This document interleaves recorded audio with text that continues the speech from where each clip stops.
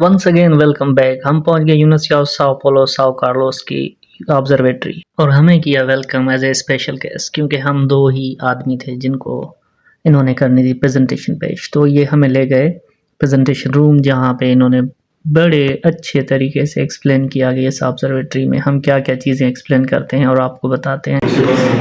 Isso é campus 2. Isso campus 2.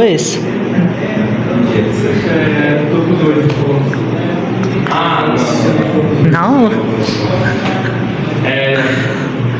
Simulation. tá। मैंने बताया कि ये कैंपस 2 नहीं है। आप बैठ जाएं प्लीज़, मैं आपको एक्सप्लेन करता हूँ सारी चीज़ें, और ये सिमुलेशन की बुनियाद पे मैं एक्सप्लेन करूँगा। Boa noite. Meu nome é Roger, sou monitor do observatório e eu vou falar um pouquinho sobre os ovos da noite, sobre os ovos da noite, tá bom? Para me ajudar, और इन्होंने बताना शुरू किया कि इस screen के ऊपर मैं आपको सारी चीज़ें एक्सप्लेन करूंगा। अगर आप सोशल मीडिया पे कनेक्ट होना चाहते हैं तो ये इनका इंस्टाग्राम का पेज है, जहाँ पे आपको सारी इन्फॉर्मेशन मिल जाएगी, और जो भी चीज़ें या जो भी प्रोग्राम है आगे जाके वो हम इस पे पोस्ट करते हैं। और हर वीकेंड पे तकरीबन ये ओपन होती है ऑब्जर्वेटरी, और आप आके विज़िट कर सकते हैं, और डिफरेंट टाइम पे डिफरेंट स्टार्स हम बताते हैं या दिखाते हैं। अब ये एक्सप्लेन कर रहे हैं कि ये एक मून है, चांद है। चांद को पोर्चुगीज़ में लोआ कहते हैं। यहाँ पे मैं बताता चलूँ कि जो एस्ट्रोनॉमी की हिस्ट्री है वो शुरू होती है प्री हिस्टोरिक ह्यूमन से, उसके बाद मेसोपोटामियन या जिन्हें हम बेबीलोनियंस कहते हैं, वो पहले जो रिकॉर्ड रखते थे इन स्टार्स का या ग्रुप्स का। उसके बाद इजिप्शियंस आते हैं, इजिप्शियंस के बाद ग्रीक, उनके बाद रोमन्स। वो है मॉडर्न एस्ट्रोनॉमी, जिसमें टोटल जो झुरमुट है स्टार्स का वो 88 है, यानी 88 स्टार्स के झुरमुट मौजूद हैं।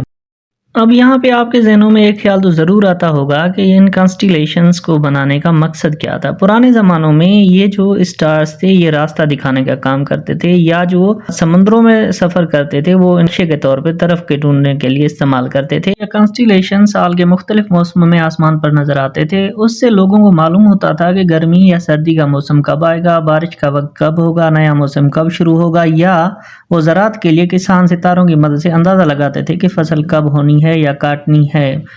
मसलन कदीम मिस्र में सितारा सेरेस के तुलू होने को दरिया नील के सैलाब से जोड़ा जाता था, जो ज़राअत के लिए बहुत अहम था। या ये लोग कहानियों और देवमालाई किस्सों के लिए इस्तेमाल करते थे, जैसे ओरियन को शिकारी और सैगस को हंस, और इसी तरीके से मूसीकी आला लेरा और ड्रैको को अज़दहा से जोड़ा जाता था। और इन सितारों को मजहबी और सकाफती मकसद के लिए भी इस्तेमाल किया जाता था। या बहुत से कदीम तहजीबों में आसमान और सितारों को मजहबी अहमियत हासिल थी। वो सितारों की मदद से मजहबी त्योहारों और रसूमात के औकात मुकर्रर करते थे। नक्शे की तरह तकसीम करने के लिए हज़ारों सितारों को बगैर किसी तरतीब के याद रखना मुश्किल था। इसीलिए इंसानों ने सितारों को मुख्तलिफ गिरोहों में तकसीम किया और गिरोह को एक नाम दे दिया। जैसा कि आप यहाँ पे देख सकते हैं, ये वेगा सितारा है, जो कि एक मशहूर और रोशन सितारा है, और ये लेरा कंस्टेलेशन में मौजूद है, और इसका दर्जा है वो आसमान में रोशन तरीन सितारों में से एक है, और ये ज़मीन से तकरीबन 25 नूरी साल। अब नूरी साल या लाइट ईयर क्या होता है? लाइट ईयर वो वक्त है, अब आप इसका अंदाज़ा इससे लगाएं कि लाइट ईयर यानी 1,86,000 मील जो लाइट सफ़र करती है वो 1 सेकंड में करती है। अब ये लाइट या ये रोशनी पूरा साल सफ़र करे, जो एक उस साल का सफ़र बनेगा वो हम लाइट ईयर कहते हैं या नूरी साल कहते हैं। यहाँ पे आप देख सकते हैं कि हमें दूर से 2 सितारे नज़र आते हैं, लेकिन ये 2 नहीं 4 हैं। जब हम इनको जूम करेंगे यानी इनको बड़ा करेंगे तो हमें नज़र आएगा 2 जो हैं वो एक्स एक्सेस या हॉरिजॉन्टल पे अलाइंड हैं, जैसा कि आप यहाँ पे देख सकते हैं, और 2 जो हैं वो वर्टिकली अलाइंड है। तो हमने ये चीज़ें जो है टेलीस्कोप पे भी देखी और ऑब्जर्व की। ये 2 हैं जो हॉरिजॉन्टली अलाइन हैं, इनको ज़्यादा जूम नहीं किया जा सकता। यहाँ पे आप देख सकते हैं, और भी हैं जो ऊपर एक नज़र आ रहा है, ये भी 2 सितारे हैं ये जो है। और अब यहाँ पे देख सकते हैं कि कौन से महीने में आपको कौन सी जो है कॉन्स्टिलेशन या जो है वो बुर्ज नज़र आएगा। जैसे अभी हम यहाँ पे अगस्त में हैं तो हमें विर्गो बुर्ज नज़र आ रहा है। अब प्रेजेंटेशन का मरहला ख़त्म, हम जा रहे हैं ऊपर टेलीस्कोप की तरफ। अब मुझे यहाँ पे एक सवाल जहन में आ रहा है कि इन लोगों के पास ये इतनी फैसिलिटीज़ हैं तो इनके पास इल्म क्यों नहीं होगा।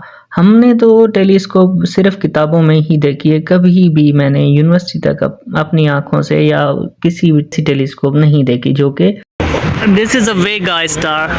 Yes. This is a Vega star, and what's the name of Virgo constellation. constellation? And Okay. this is Vega, the Ah. most bright star. Okay. We are looking to. We are here at the Degrishi Shield Observatory at the USP, and we are made the night observation. We have the Dobsonian telescope. We are observing the moon, and the other is the main telescope here that is 100 years old, and we are watching a binary star, binary system that is close to Vega in the Virgo constellation. Okay. So talking about the history of this telescope, this is our main telescope that's called the Groot telescope because of this creator that is Thomas Groot, that was the famous telescope maker basically. He used a lot of telescopes, and this one was an amateur telescope that ये यहाँ के monitor हैं देवी, और ये explain कर रहे हैं कि ये जो टेलीस्कोप है ये तकरीबन 1 सदी पुरानी टेलीस्कोप है। ये रिसर्च में इस्तेमाल नहीं होती, ये सिर्फ ऑब्जर्वेशन के लिए इस्तेमाल होती है, और ये यहाँ पे बाइनरी स्टार को ऑब्जर्व करने के लिए इस्तेमाल कर रहे हैं। जैसा कि मैंने आपको पीछे वीडियो में दिखाया था कि यहाँ पे 4 जो हैं सितारे हैं वो 2-2 की शक्ल में मौजूद हैं, यानी दो सितारे आपस में जुड़े हुए हैं। जो दूर से देखने पे एक सितारा नज़र आता है, हालांकि वो 2 हैं।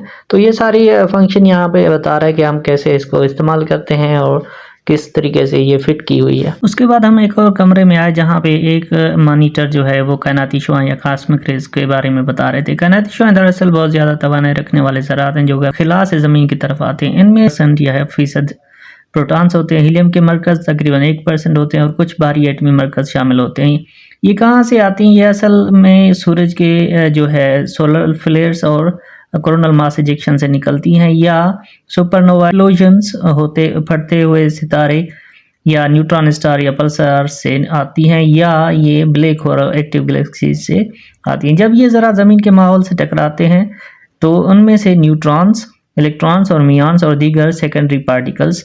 अब सवाल ये पैदा होता है कि क्या ये कॉस्मिक रेज खतरनाक हैं? ज़मीन की फ़िज़ाई माहौल या मकनातीसी मैदान हमें इन कायनाती शुआओं के बड़े हिस्से से महफूज रखते हैं। दिलचस्प बात यह है कि कायनाती शुआओं से बनने वाले मियॉन मुसलसल ज़मीन तक पहुँच रहे हैं और हमारे जिस्म से भी गुजर रहे हैं, यानी हम हर वक्त कायनाती ज़रात के कुदरती बारिश के दरमियान मौजूद हैं, लेकिन ज़मीन का माहौल हमें इसके ज़्यादा खतरात और असरात से बड़ी हद तक महफूज रखता है। इसके साथ दीजिएगा इजाज़त। अल्लाह हाफिज़।